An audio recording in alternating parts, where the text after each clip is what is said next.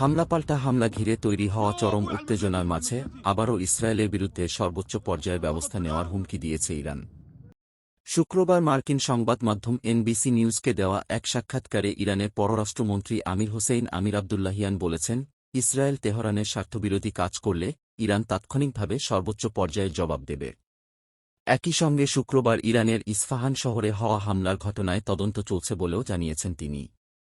আমির Hussein আমির Abdollahian বলেছেন, শুক্রবারের হামলার ঘটনায় এখন পর্যন্ত ইসরায়েলের সংশ্লিষ্টতার প্রমাণ পাওয়া যায়নি। এনবিসি নিউজকে তিনি বলেছেন, ড্রোনগুলো ইরানের ভেতর থেকে ছোড়া হয়েছে এবং কয়েক মিটার উড়ে যাওয়ার পর সেগুলো ভূপাতিত হয়েছে।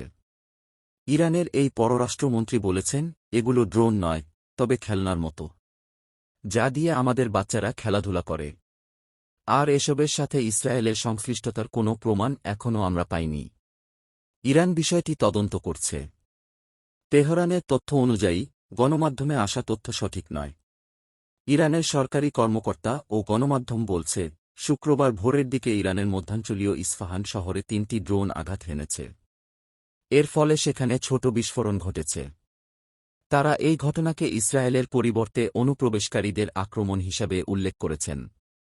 এর মাধ্যমে প্রতিশোধ নেওয়ার প্রয়োজনীয়তা এড়িয়ে গেছেন। ইসরায়েল যদি প্রতিশোধ নেয় এবং ইরানের স্বার্থের বিরুদ্ধে কাজ করে, তাহলে তেহরানের পরবর্তী প্রতিক্রিয়া কঠোর হবে বলে সতর্ক করে দিয়েছেন আমির আবদুল্লাহিয়ান। তিনি বলেন, যদি ইসরায়েল আরেকবার দুঃসাহসিকতা দেখায় এবং ইরানের স্বার্থের বিরুদ্ধে কাজ করতে চায়, তাহলে আমাদের প্রতিক্রিয়া তাৎক্ষণিক এবং সর্বোচ্চ স্তরের হবে। শুক্রবার গভীর রাতে ইরানের মধ্যাঞ্চলের ইস্ফাহান শহরের কাছের একটি বিমান ঘাঁটি লক্ষ্য করে ড্রোন হামলা হয়েছে।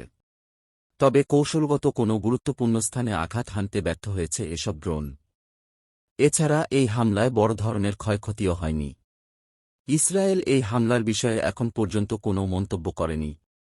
মার্কিন পররাষ্ট্রমন্ত্রী অ্যান্টনি ব্লিনকেন বলেছেন, যুক্তরাষ্ট্র কোনো আক্রমণাত্মক অভিযান চালায়নি।